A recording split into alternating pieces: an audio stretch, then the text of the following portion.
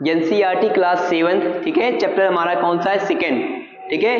इसमें हम पढ़ेंगे न्यू एनसीईआरटी में एक एक शब्द एक एक पॉइंट समझेंगे, ठीक है। जो भी महत्वपूर्ण पॉइंट है हम क्या करेंगे, बोर्ड पर लिख लेंगे। इस वीडियो को या इस वीडियो को देखने के बाद आपको कहीं से भी कुछ भी पढ़ने की आवश्यकता नहीं है एनसीईआरटी के लिए, क्योंकि एनसीईआरटी की संपूर्ण पॉइंट मैं 1 to 1 पढ़ रहा हूं, ठीक है। तो चलिए शुरू करते हैं। चैप्टर का नेम क्या है? राजा और उनके राज। राजा और उनके राज।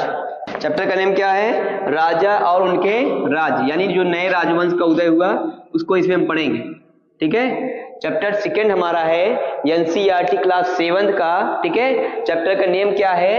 राजा और उनके राज। इस चैप्टर में हमको क्या क्या महत्वपूर्ण चीजें पढ़नी है उसको पहले हम समझ लेते हैं। इस चैप्टर में हमको पढ़ना है, ठीक है, नए राजवंशों का उदय कैसे हुआ, ठीक है। तो पहला पॉइंट क्या पढ़ना है? नए राजवंशों का उदय।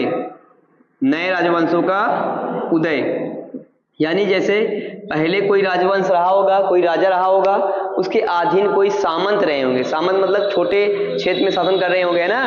बाद में वही क्या हो गए? राजा बन गए, ठीक है। जब केंद्र सरकार कमजोर हुई तो वही क्या करे? हमला करके पूरे क्षेत्र पर अधिकार कर लिए। तो नए राजवंशों का उदय हम पढ़ेंगे डिटेल में, ठीक है। इसमें क्या क्या पढ़ेंगे? राष्ट्रकूट वंश पढ़ेंगे, प्रतिहार वंश पढ़ेंगे, है ना। इसके अलावा हम क्या पढ़ेंगे? इसके अलावा हम पढ़ेंगे दूसरा पॉइंट, ये जो नए राज्य हैं, ठीक है, इनके शासन व्यवस्था कैसी थी, ठीक है। तो यहां पढ़ेंगे नए राज्यों। इसमें और क्या पढ़ेंगे? सिंचाई, ठीक है। और सिंचाई के साथ साथ क्या पढ़ेंगे? सिंचाई के साथ साथ पढ़ेंगे चोल राजवंश का शासन कैसे था, ठीक है। चोल राजवंश का प्रशासन कैसे था, स्पष्ट है कि नहीं। और लास्ट पॉइंट इसमें पढ़ेंगे, 2 पॉइंट और है, प्रशस्तियां। और प्रशस्तियां आपको बताया गया क्या होता है ना। प्रशस्तियां पढ़ेंगे और भूमिदान। भूमिदान, प्रशस्तियां और भूमिदान पढ़ेंगे। साथ ही साथ क्या पढ़ेंगे? लास्ट पॉइंट हम पढ़ेंगे, लास्ट पॉइंट क्या पढ़ेंगे? नए राज्यों के लिए युद्ध, ठीक है। यानी युद्ध किसके लिए करेंगे? धन के लिए, है ना। तो यहां पर हम लिखेंगे अगला पॉइंट क्या पढ़ेंगे? धन के लिए युद्ध। धन के लिए युद्ध। धन के लिए युद्ध का मतलब है, ठीक है, बाहर से भी लोग आते हैं, क्या करते हैं? जो समृद्ध मंदिर होती है उस पर हमला करते हैं, है ना, और धन संपत्ति को लूट कर ले जाते हैं। ऐसे राजा भी करते हैं, जो मंदिर क्या होती है, पावरफुल होती है ना, वो क्या करते हैं? उस पर हमला करके उस पर अपना अधिकार कर लेते हैं, ठीक है। मुख्य रूप से मेरे चैप्टर में यही चीजें पढ़नी है। चैप्टर फिर से हम समझ लेते हैं, इसको फिर समझ लीजिए। ये हमारा जो चैप्टर है इसमें क्या मुख्य रूप से बताया गया है? राजा और उनके राज, ठीक है। एनसीईआरटी क्लास 7 चैप्टर सेकेंड है। इसमें क्या बताया गया? राजा और उनके राज। इसमें मुख्य रूप से हमको क्या क्या पढ़ना है? तो मुख्य रूप से पढ़ना है नए राजवंशों का उदय कैसे हुआ और नए राज्यों का प्रशासन कैसे चलता था, ठीक है। साथ ही साथ इसमें मुख्य रूप से जो नए राजवंश उभरे थे उसमें चोल राजवंश के विषय में पढ़ना है, ठीक है। चोल राजवंश की सिंचाई व्यवस्था कैसे थी, प्रशासन कैसे थी, इसको अलग से पढ़ना है क्योंकि इसमें बुक में अलग से दिया गया चीज है। इसके साथ साथ प्रशस्तियों के विषय में बताया गया, भूमिदान के विषय में बताया गया है, ठीक है। साथ ही साथ बताया गया अंतिम पॉइंट क्या है? धन के लिए युद्ध। धन के लिए युद्ध होता था। अब इसको इरेज कर देते हैं। हम क्या बनाते हैं? एक इंडिया का मैप बनाते हैं, समझ लेते हैं कौन सा शासक कहां पर शासन करता था, ठीक है ना। पहले हम इस मैप को ही समझ लेते हैं। पहले पृष्ठ में मैप दिया गया है तो मैप को समझ लेते हैं, ठीक है। इस मैप में मैंने मुख्य रूप से 4 भागों में डिवाइड कर दिया, ठीक है। एक तो ये हो गया राजस्थान और गुजरात का क्षेत्र जिसमें गुर्जर प्रतिहार मैंने लिख दिया, प्रतिहार राजवंश। दूसरा हो गया ये पाल राजवंश। तीसरा हो गया राष्ट्रकूट, ठीक है ना। और चौथा हो गया चोल डायनेस्टी यानी चोल राजवंश, ओके। 4 मुख्य राजवंश को मैंने यहाँ दिखाया है, ठीक है। तो यहाँ पर ध्यान समझेंगे, इसमें बताया गया है ये कब से कब तक की बातें हैं? 7वीं से 12वीं शताब्दी तक, है ना। 7वीं से 12वीं शताब्दी तक की बातें हैं। उसके बाद क्या होता है? उसके बाद दिल्ली सल्तनत का शासनकाल आता है, ओके। तो वहां पर दूसरा मैप समझेंगे, ठीक है। वहां पर दिल्ली सल्तनत पढ़ेंगे, ठीक है। उसके बाद कौन सा काल आता है? मुगल काल आता है, ठीक है। तो यहाँ मुख्य रूप से हमको क्या पढ़ना है? राष्ट्रकूट और गुर्जर प्रतिहार, पाल और चोल। ठीक है, तो मैप में जो दिया गया उससे जो महत्वपूर्ण पॉइंट है उसको लिख लेते हैं। जैसे पाल डायनेस्टी के जो फाउंडर थे, पाल डायनेस्टी के जो संस्थापक थे, उनका नाम था गोपाल। ये वर्ड याद रखें, गोपाल। ठीक है, ये तो याद करना कठिन नहीं होगा। ठीक है, पाल डायनेस्टी के जो फाउंडर थे, संस्थापक थे, उनका क्या नाम है? गोपाल। ठीक है, इसी प्रकार से चोल जो डायनेस्टी है, इसके जो संस्थापक हैं, इसके संस्थापक लिख लेंगे विजय या विजयालय, विजयालय। ओके, विजयालय। इसी प्रकार से राष्ट्रकूट जो डायनेस्टी है, इसके जो संस्थापक हैं, उनका क्या नाम है? उनका नाम है दांती दुर्ग। ठीक है, क्या नाम है? दांती दुर्ग।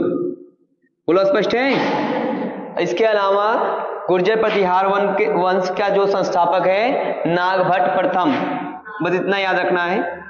ठीक है, नागभट्ट प्रथम, इतना याद हो जाएगा। अब देखो, इसमें थोड़ा राष्ट्रकूट में और भी समझ सकते हैं। राष्ट्रकूट डायनेस्टी का जो शासक था, है ना, इलोरा की जो गुफा है, ठीक है, इलोरा की गुफा में क्या बनवाया था? किस प्रथम ने क्या बनवाया था? कैलाश मंदिर। ठीक है, तो पहले मैप आप सभी को क्लियर है। यहाँ पर आप उत्तर की दिशा में देख रहे हैं, कौन सा वंश है? गुर्जर प्रतिहार।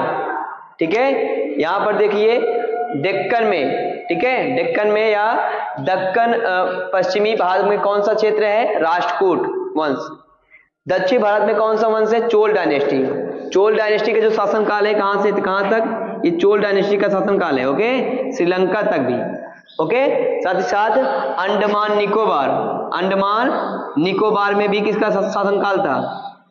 चोल डायनेस्टी। ठीक है, चाहे तो इसको हम लिख लेंगे, पहला श्रीलंका हो गया, क्या हो गया? श्रीलंका हो गया। दूसरा अंडमान निकोबार, अंडमान और निकोबार। बोलो, स्पष्ट है? अंडमान और निकोबार तक किसका शासन काल था? चोल डायनेस्टी का। तीसरा जावा एवं सुमात्रा द्वीप। ओके, स्पष्ट है? बाकी यहाँ आप तो देख ही रहे हैं, दक्षिण भारत है ना, इतने क्षेत्रों में किसका शासन काल हो गया था? चोल डायनेस्टी का। किसका शासन काल हो गया था? चोल डायनेस्टी का।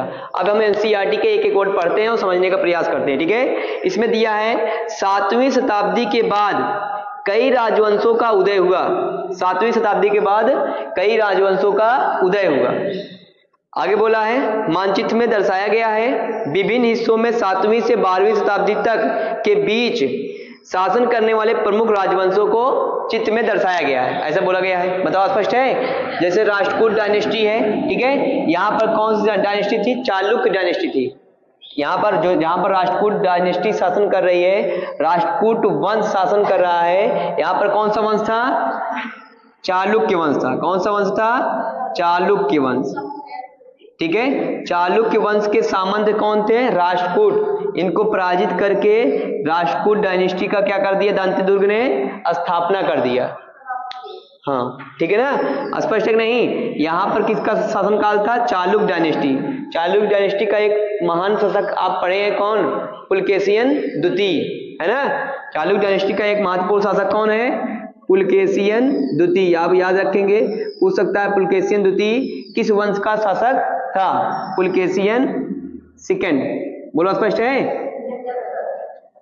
इसके अलावा जो चोल डायनेस्टी है, यहाँ पर पल्लव डायनेस्टी होती थी। कौन सी डायनेस्टी? पल्लव डायनेस्टी होती थी। उस पल्लव डायनेस्टी ने, इसके पल्लव डायनेस्टी के पहले भी हमने पढ़ा क्लास 6 में, है ना, यानी क्लास 6 की एनसीईआरटी में हमने पढ़ा है कि पल्लव डायनेस्टी के पहले यहाँ पर पांड्य थे, ठीक है, यहाँ पर चेर थे, और यहाँ पर क्या था? चोल। पहले भी चोल डायनेस्टी था ना। पल्लव डायनेस्टी क्या करता है, ये जो चोल यहाँ पहले थे, है ना, और जो यहाँ पर कौन सा था? पांड्य, और ये जो कौन है? चेर। तीनों को क्या करता है? अपने अधीन कर लेता है। कौन? पल्लव डायनेस्टी। कौन dynasty? Pallava dynasty. Pallava dynasty को फिर से कौन पराजित करता है? चोल डायनेस्टी के विजयलाया। ओके, इन विजयलाया क्या करते हैं? अपने क्षेत्रों को बढ़ाते हुए पल्लव डायनेस्टी को भी अपने अधीन कर लेते हैं। बातें स्पष्ट है? तो यहाँ पर कौन सी डायनेस्टी? इसके पहले थी चोल की पहले जस्ट कौन सी डायनेस्टी थी? याद रखेंगे, पल्लव डायनेस्टी। कौन सी? पल्लव डायनेस्टी को क्या करा? चोलों ने पराजित कर दिया। मतलब स्पष्ट है? नए राजवंश का उदय हुआ है ना। पल्लव डायनेस्टी से चोल डायनेस्टी बना, यानी उस क्षेत्र में। स्पष्ट है। यहाँ पर कौन सी डायनेस्टी थी? चालुक्य डायनेस्टी थी, चालुक्य वंश था, चालुक्य वंश से राष्ट्रकूट वंश। ओके, इसके बाद जो है यहाँ पर कौन सी डायनेस्टी थी? यहाँ पर गुर्जर प्रतिहार की बात करी गई, इतना याद रखेंगे। गुर्जर प्रतिहार वंश के जो संस्थापक हैं कौन? नागभट्ट प्रथम। ठीक है, यहाँ पर कौन सी डायनेस्टी है, कौन सा वंश है? पाल राजवंश है। ओके, पाल राजवंश के फाउंडर कौन है, संस्थापक कौन है? गोपाल। इतनी बातें स्पष्ट है। अब इसके बाद हम क्या करेंगे, आगे पढ़ते हैं क्या दिया गया एनसीईआरटी में। इसमें बोला गया है गुर्जर प्रतिहार, राष्ट्रकूट, पाल, चोल, है ना, चित्र में दर्शाया गया, वही बातें फिर से, है ना। अब आगे पढ़ते हैं नए राजवंशों का उदय। हेडिंग हमारी क्या है? नए राजवंशों का उदय। पहला हेडिंग था ना नए राजवंशों का उदय, यहाँ लिखेंगे नए राजवंशों का उदय, नए राजवंशों का उदय। अब नए राजवंशों के उदय में क्या क्या चीजें हम पढ़ लेंगे, समझ लेंगे, है ना। नए राजवंशों का उदय बताया गया है 7वीं सदी आते आते उपमहाद्वीप के विभिन्न भागों में बड़े भूस्वामी और योद्धा सरदार अस्तित्व में आ चुके थे। राजा लोग प्रायः उन्हें अपने मातहत या सामंत के रूप में मान्यता देते थे। यहाँ पर बोला है 7वीं शताब्दी आते आते जो भूस्वामी थे, बड़े भूस्वामी थे, उनको राजा क्या कहते थे? मातहत। आपसे पूछेगा मातहत शब्द क्या है, तो मातहत शब्द को मातहत बोला गया है या सामंत, जो राजा के अधीन रहते थे। ठीक है, तो जो बड़े भूस्वामी राजा के अधीन रहते थे उन्हें क्या कहा गया? मातहत या सामंत। स्पष्ट है। आगे क्या बोला है? उनसे उम्मीद की जाती थी, सामंत से उम्मीद की जाती थी कि वे राजा या स्वामी के लिए उपहार लाएं। जो बड़े भूस्वामी हैं और राजा को क्या करें? उपहार दें। आगे बोला है तथा उनके दरबार में हाजिरी लगाएं और उन्हें सैन्य सहायता प्रदान करें। अधिक सत्ता और संपदा हासिल करने पर सामंत अपने आप को महासामंत या महामंडलेश्वर इत्यादि घोषित कर देते थे। जो सामंत थे, जो बताया गया, जो भूमि जिनके पास बहुत ज्यादा थी, जो धनी थे, वो राजा के अधीन थे। ठीक है, उनसे राजा अपेक्षा करते थे कि उनको क्या दें? उपहार दें, सैन्य सहायता दें, राजा के घर पर हाजिरी दें। ओके, और इसमें आगे बताया क्या गया है, जो सामंत बहुत शक्तिशाली हो जाते थे वो अपने आप को क्या कहते थे? महासामंत या महामंडलेश्वर। महामंडलेश्वर का अर्थ है पूरे मंडल का महान स्वामी। ठीक है ना। आगे बोला गया है कभी कभी वे अपने स्वामी के अधिपत्य से स्वतंत्र होने का दावा भी करते थे, यानी राजा के अधीन हम नहीं है, हम भी क्या हैं? शक्तिशाली हो गए हैं। ठीक है, तो इसमें नए राजवंशों का उदय में अभी तक हमने क्या पढ़ा? अभी तक हमने पढ़ा एक शब्द आया, जो राजा होते थे, ठीक है, जो राजा होते थे उसके अधीन छोटे छोटे क्या होते थे? सामंत। क्या होते थे? सामंत। सामंत को एक शब्द और बोला गया है जिसका नाम क्या है? मातहत। ठीक है, मातहत। तो मातहत और सामंत दोनों क्या है? एक ही वर्ड है। इसमें बोला गया मातहत या सामंत। ये क्या है? सामंत। ये क्या है? सामंत। ठीक है, सामंत कौन होता था? राजा के अधीन बड़े भूस्वामी, है ना। राजा के अधीन बड़े भूस्वामी क्या होते थे? बड़े भूस्वामी। ठीक है, राजा की क्या अपेक्षा होती थी इनसे, सामंत से? जो सामंत है वो राजा को क्या करें? सामंत राजा को उपहार दें। ठीक है, इसकी इच्छा होती थी राजा की। और क्या करें? सैन्य सहायता भी दे, सैन्य सहायता दे। बताओ, स्पष्ट है। राजा की इच्छा होती थी और क्या करें? हाजिरी दें इनके यहाँ। ठीक है, क्या दे? हाजिरी। बताओ, स्पष्ट है। ये पॉइंट बताया गया है। राजा सामंतों से ये अपेक्षा रखता था कि जब युद्ध हो तो सैन्य सहायता दे, उपहार दे और हाजिरी दे हमारे यहाँ। ठीक है, और ऐसे बताया गया जो सामंत धीरे धीरे ज्यादा शक्तिशाली होते थे, जो सामंत ज्यादा शक्तिशाली होते थे ना, तो क्या हो जाते थे? अधिक शक्तिशाली होने के बाद क्या होते थे?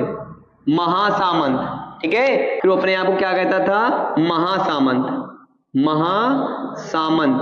बताओ, स्पष्ट है। या महासामंत कहता था या क्या कहता था, महामंडलेश्वर। स्पष्ट है। हमने समझा कि राजा के अधीन कई छोटे छोटे सामंत होते थे। सामंत क्या करते थे, राजा को सैन्य सहायता देते थे, उपहार देते थे, हाजिरी देते थे उनके यहाँ, ठीक है। और कभी कभी जो सामंत होते थे बहुत अधिक शक्तिशाली हो जाते थे, जिसके बाद उनको क्या कहा जाता था, महासामंत या महामंडलेश्वर, ठीक है, महामंडलेश्वर। यही जो महामंडलेश्वर अपने आप को कहते थे, इनका मतलब क्या है, पूरे मंडल का स्वामी अब क्या हूं, मैं हूं, ठीक है। महामंडलेश्वर का मतलब पूरे मंडल का स्वामी, पूरे मंडल का स्वामी। अब पूरे मंडल का स्वामी कौन है, महामंडलेश्वर यानी महासामंत, ठीक है। यानी मैं क्या हूं, राजा से अब क्या हूं, स्वतंत्र हूं, ठीक है। इसी प्रकार से आपको उदाहरण दिया गया यहाँ पर, ठीक है। उदाहरण के रूप में देखो, आगे पढ़ते हैं। इसी तरह का एक उदाहरण दक्कन में राष्ट्रकूटों का था। दक्कन का क्षेत्र मतलब जो आपका द्राविड़ क्षेत्र है, इसके ऊपर और दक्षिण भारत जो हमारा शुरू होता है ना, ये बीच का क्षेत्र क्या है, दक्कन। इस बीच का क्षेत्र क्या कहते हैं, तो ये जो बीच का क्षेत्र है जिसको दक्कन कहते हैं, ये दक्कन में बोला गया। इसी प्रकार राष्ट्रकूटों का उदय हुआ। आगे बोला गया है, शुरुआत में वे कर्नाटक के चालुक्य राजों के अधीनस्थ थे। कर्नाटक के चालुक्य राजवंशों के अधीनस्थ थे, ठीक है। तो यहाँ पर हम उदाहरण लिख लेंगे। इसमें पहला उदाहरण किसको दिया है, राष्ट्रकूट का। राष्ट्रकूट पहले किसके सामंत होते थे, राष्ट्रकूट किसके सामंत होते थे, तो बोला गया चालुक्य के। चालुक्य कहाँ के शासक थे, तो बोला है कर्नाटक के, है ना। कर्नाटक के शासक चालुक्य के अधीन सामंत होते थे कौन, राष्ट्रकूट, ओके। और ये क्या करते हैं, अपने आप को स्वतंत्र घोषित कर देते हैं, ठीक है। और ये क्षत्रिय वर्ण से नहीं थे, राष्ट्रकूट क्षत्रिय वर्ण से नहीं थे। चालुक्य राजवंश के अधीन कौन था, राष्ट्रकूट। आपने पढ़ा था चालुक्य राजवंश का एक प्रतापी शासक कौन था, पुलकेशिन द्वितीय। प्रतापी का मतलब शक्तिशाली, है ना। आगे देखते हैं, इसके अलावा इसमें क्या बताया गया है, बोला गया ये क्षत्रिय नहीं थे, ठीक है। और बोला गया है क्षत्रियता के प्राप्त करने के लिए, क्षत्रियता प्राप्त करने के लिए एक यज्ञ करना होता था, ठीक है। क्षत्रियता प्राप्त करने के लिए एक यज्ञ करना होता था, ठीक है। यहाँ पर लिखेंगे क्षत्रियता प्राप्ति के लिए यज्ञ करना होता था, प्राप्त के लिए यज्ञ, ठीक है। तो राजपूतों ने क्या किया, क्षत्रियता प्राप्त करने के लिए यज्ञ करते थे। उस यज्ञ का क्या नाम है, हिरण्यगर्भ, ठीक है। हिरण्यगर्भ लिखेंगे, हिरण्यगर्भ। ये क्या है, ये एक प्रकार का यज्ञ है। बताओ, स्पष्ट है। आपसे पूछेगा हिरण्यगर्भ यज्ञ कौन किया था, तो राजपूतों ने, ओके। हिरण्यगर्भ यज्ञ कौन किया था, राजपूतों ने। क्यों किया था, क्षत्रियता प्राप्त करने के लिए, ठीक है ना। अब इसमें हम पढ़ लेते हैं। 8वीं सदी के मध्य में एक राष्ट्रकूट प्रधान दांती दुर्ग ने अपने चालुक्य स्वामी की अधीनता से इंकार कर दिया। किसने, दांती दुर्ग ने, यानी राष्ट्रकूट डायनेस्टी का जो फाउंडर है उसका नाम क्या है, दांती दुर्ग। बोलो, स्पष्ट है। दांती दुर्ग, दांती दुर्ग कौन है, स्थापना किए थे, स्थापना, ओके। दांती दुर्ग क्या किए थे, स्थापना किए थे किसका, राष्ट्रकूट डायनेस्टी का। 8वीं सदी के मध्य में एक राष्ट्रकूट प्रधान दांती दुर्ग ने अपने चालुक्य स्वामी की अधीनता से इंकार कर दिया। उसने उसे हराया और हिरण्यगर्भ नामक क्या किया, यज्ञ किया। इतनी मतलब क्लियर नहीं। अभी हमने क्या पढ़ा, केवल हमने पढ़ा कि जो राष्ट्रकूट है चालुक्य के अधीन थे, है ना। राष्ट्रकूट क्या थे, चालुक्यों के अधीन थे। इसके साथ ही साथ हमने पढ़ा क्षत्रियता के प्राप्ति के लिए राष्ट्रकूटों ने क्या करा, हिरण्यगर्भ यज्ञ किया, ठीक है। आपसे पूछेगा हिरण्यगर्भ यज्ञ किसने किया, हमको क्लियर होना चाहिए, राष्ट्रकूटों ने किया। किसने किया, राष्ट्रकूटों ने किया। और साथ ही साथ इसकी स्थापना किसने की थी, राष्ट्रकूट डायनेस्टी के, दांती दुर्ग ने। किसने स्थापना की थी, दांती दुर्ग ने। यहां तक बताओ, क्लियर है। आगे बोला गया है इसमें, जो भी मतलब कि हिरण्यगर्भ यज्ञ कौन करता था, जो जन्मना यानी जन्म से ना हो क्या, क्षत्रिय, जो जन्म से छत्री ना हो वो क्या करता था, हिरण्यगर्भ यज्ञ करता था तो छत्री बन जाता था। ओके, ऐसा इसमें एनसीईआरटी में बताया गया है। ठीक है, यहां तक स्पष्ट है। कुछ अन्य उदाहरणों में उद्यमी परिवार के पुरुषों ने अपनी राजशाही कायम करने के लिए सैन्य कौशल का इस्तेमाल किया। मिसाल के तौर पर गुर्जर प्रतिहार वंश। गुर्जर प्रतिहार जो है वो क्या थे, ब्राह्मण थे। गुर्जर प्रतिहार क्या थे, ब्राह्मण थे। उन्होंने भी क्या किया, इस प्रकार से कोई यज्ञ किया और यज्ञ करने के बाद क्या हो गए, छत्री हो गए। बताओ स्पष्ट है। यही आपका यज्ञ महत्वपूर्ण है। हिरण्यगर्भ यज्ञ कौन करता था, जो लोग जन्म से छत्री नहीं होते थे, और यह यज्ञ करने के बाद वो क्या हो जाते थे, छत्री, है ना, क्योंकि उस समय ये व्यवस्था थी केवल छत्री ही शासन करेगा। ठीक है ना, तो यहां तक बताओ चीजें स्पष्ट है। इसके बाद हम राज्यों में प्रशासन के विषय में पढ़ेंगे। इसको लिख लिया है आपने। हाँ, कन्नौज हर्षवर्धन की राजधानी थी। ठीक है, कन्नौज हर्षवर्धन की राजधानी। कन्नौज एक समृद्ध शहर था। ठीक है, इसलिए कन्नौज पर अधिकार करने के लिए राष्ट्रकूट डायनेस्टी गुर्जर प्रतिहार राजवंश पर हमला करते। ठीक है, तो अपने अधीन कर लेते। फिर पाल डायनेस्टी इस पर हमला करती, अपने अधीन कर लेती। फिर गुर्जर प्रतिहार वंश अपने हमला करती, जीतती या हारती तो किसी के अधीन हो जाता है ना। तो इस प्रकार से युद्ध कई वंशों तक चलता रहा, जनरेशन बाय जनरेशन। ठीक है, लेकिन जब युद्ध चल रहा है, जैसे बड़े शक्तिशाली राजा अगर युद्ध कर रहे हैं तो ये वो अधीन हो जाएंगे उनके ना, उसी का मतलब ठीक है, जो जीतेगा वही उसी का अधीन हमें। ठीक है ना, तो ये बातें हैं। मतलब मुख्य रूप से जो बड़े शासक है, जैसे मान लीजिए जब मुगल साम्राज्य था, ऐसा थोड़ी है कि और कोई साम्राज्य नहीं था, उसके अधीन बहुत सारे छोटे छोटे राजा थे, तो उसको हम नहीं पढ़ते। हम किनको पढ़ते हैं, मुगल साम्राज्य, और जो मुगल साम्राज्य से युद्ध किया हो, है ना। मुगल साम्राज्य पढ़ते हैं और किसको पढ़ते हैं, जो मुगल साम्राज्य से युद्ध किया हो, है ना। उसके अधीन कौन कौन राजा थे, ऐसा नहीं क्षेत्रों में राजा नहीं रहे होंगे, है ना, इसी प्रकार से। तो इतनी बातें स्पष्ट है। हमने पढ़ा क्या, राष्ट्रकूट और गुर्जर प्रतिहार और पाल डायनेस्टी। राष्ट्रकूट में हमने पढ़ा कि इसकी स्थापना किसने किया है, दांती दुर्ग ने। क्षत्रियता की प्राप्त करने के लिए क्या करा इन्होंने, हिरण्यगर्भ क्या किया, यज्ञ किया। ओके, अब इसके बाद हम आगे पढ़ते हैं। दूसरा जो हमारा पॉइंट है, राज्यों में प्रशासन। ये अगला पॉइंट हमारा क्या है, राज्यों में प्रशासन। जो हमारे नए राजवंश का उदय हुआ, इन नए राज्यों का प्रशासन कैसे चलता था। ठीक है ना, राज्यों में प्रशासन दूसरा पॉइंट है। ठीक है, इस चैप्टर का दूसरा पॉइंट क्या है, राज्यों में प्रशासन। तो राज्यों में प्रशासन की बात करेंगे। पहले जो कहानी दी गई इसको पढ़ लेते हैं, उसके बाद समझते हैं। इन नए राजाओं में से कईयों ने महाराजा धीराज तथा त्रिभुवन चक्रवर्तीन और इसी तरह के अन्य भारी भरकम उपाधियां धारण की। हमने पढ़ा कि इन नए राजाओं में कईयों ने महाराजा धीराज, जैसे दो राजा युद्ध करते थे तो जो जीत जाता था अपने आप को क्या कहता, महाराजा धीराज। त्रिभुवन चक्रवर्तीन यानी तीनों भुवनों का स्वामी। ओके, इसी तरह के त्रिभुवन चक्रवर्तीन का मतलब तीनों भुवनों का स्वामी, और इसी तरह के अन्य भारी भरकम उपाधि देते थे। स्पष्ट है। लेकिन इस तरह के दावों के बावजूद अपने सामंतों और साथ ही साथ किसानों, व्यापारियों तथा ब्राह्मणों के संगठन के साथ अपनी सत्ता की साझेदारी करते थे। यानी जो राजा होता था शक्तिशाली होता था, लेकिन फिर भी जो ब्राह्मण है उनके संगठन से मतलब इनका कार्यभार चलता था ना। किसान जो थे, जो व्यापारी होते थे, है ना, इनके सहयोग से इनका शासन काल चलता था। आगे बताया गया है, इन सभी राज्यों में उत्पादकों, यानी उत्पादक में कौन कौन, किसान, पशुपालक, कारीगर से संसाधन इकट्ठे किए जाते थे।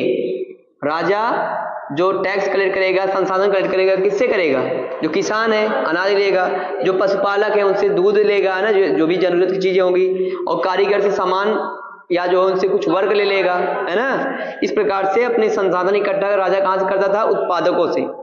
ठीक है, इनको अक्सर अपने उत्पादों का एक ही हिस्सा त्यागने के लिए मनाया या बाध्य किया जाता था, है ना। एक हिस्सा राजा को आपको देना पड़ेगा। ठीक है, आगे क्या बोला है, कभी कभी इस हिस्से को लगान मानकर वसूला जाता था, क्योंकि प्राप्त करने वाले भूस्वामी का दावा करना था, यानी जो क्षेत्र होता था उनका ये मानना था राजा का कि ये पूरा क्षेत्र हमारा ही तो है। ठीक है, हम टैक्स ले रहे हैं तो कौन बुरा कर रहे हैं। ठीक है, आगे बोला है, राजस्व व्यापारियों से भी लिया जाता था, राजस्व व्यापारियों से भी लिया जाता था।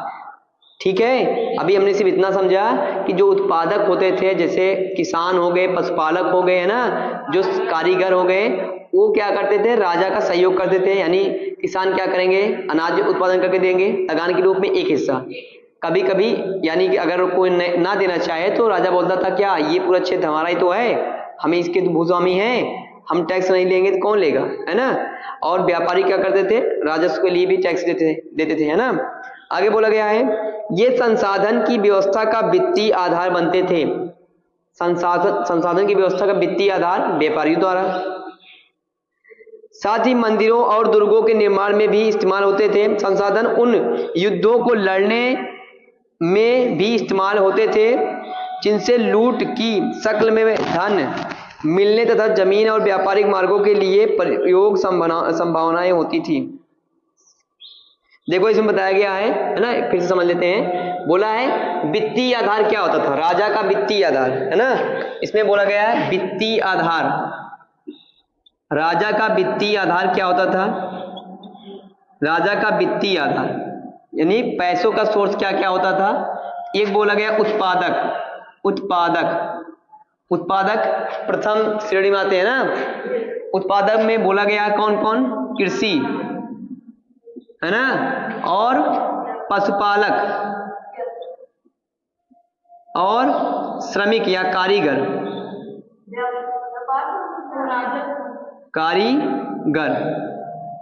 बोलो। ये लोग क्या करते थे, ये लोग क्या करेंगे, कोई नया सामान उत्पादन करेंगे, ये लोग क्या करते थे, सहयोग करते थे, चाहे टैक्स देते थे, राजा टैक्स के रूप में लेता, या इनका जो भी उत्पादन होता है एक हिस्सा किसको देना पड़ता, राजा को। राजा का वित्तीय आधार एक उत्पादक हो गया। दूसरा क्या हो गया, व्यापारियों द्वारा टैक्स या व्यापारियों पर टैक्स या कर। बोलो स्पष्ट है, यहां तक बताया गया ना। अब ये जो चीजें मिलती थी कृषि, पशुपालक, कारीगर से या व्यापारी को जो कर लेते थे, इन टैक्स और करों को राजा एक उपयोग में लाता था। किन प्रकार के उपयोग में लाता था, राजा क्या करेगा, राजा इससे युद्ध करेगा, राजा क्या करेगा, युद्ध करेगा, या राजा इससे क्या करेगा, मंदिर का निर्माण कराएगा। क्या करेगा, मंदिर का निर्माण कराएगा। ओके, बच्चे नहीं बताया, स्पष्ट है, बताई गई इसमें, बोलो स्पष्ट है, मंदिर का निर्माण कराएगा। इस पॉइंट में इतनी ही बातें बताई गई, लिख लीजिए। ये आगे पढ़ लेते हैं। आगे इसमें बोला गया है, राजस्व वसूले के लिए पदाधिकारियों की नियुक्ति सामान्यतः प्रभावशाली परिवारों के बीच होती थी, प्रायः यह वंशानुगत होती थी। सेना में भी ऐसा ही होता था, कई बार राजा के निकट संबंधी ही इन ओहदों पर होते थे। राजस्व वसूली के लिए पदाधिकारियों की नियुक्ति सामान्यतः प्रभावशाली परिवारों के बीच ही की जाती थी। यानी जो परिवार प्रभावशाली हैं उन्हीं की नियुक्ति करी जाएगी, किसके लिए, टैक्स कलेक्ट करने के लिए। ठीक है, जो कर वसूलेगा यानी वित्तीय आधार का देख रेख जो करेगा, जो राजा नियंत्रण करेगा, है ना, तो ये जो चीजें देखेगा ये कौन करेगा, जो प्रभावशाली परिवार होगा, उन प्रभावशाली परिवार में किसी को ये पद दे दिया जाएगा, आपका कार्य क्या है, टैक्स का कलेक्शन करना। ओके, ये बताया गया है। आगे इसमें बोला गया है कि यह पद क्या होता था, वंशानुगत होता था। ठीक है, यानी जो पद वित्तीय आधार पर जो लोग टैक्स कलेक्ट करेंगे, ठीक है, ये जो पद होगा ये क्या होगा, वंशानुक्रम होगा, वंशानुक्रम। बोलो स्पष्ट है, ठीक है ना, देख लीजिए।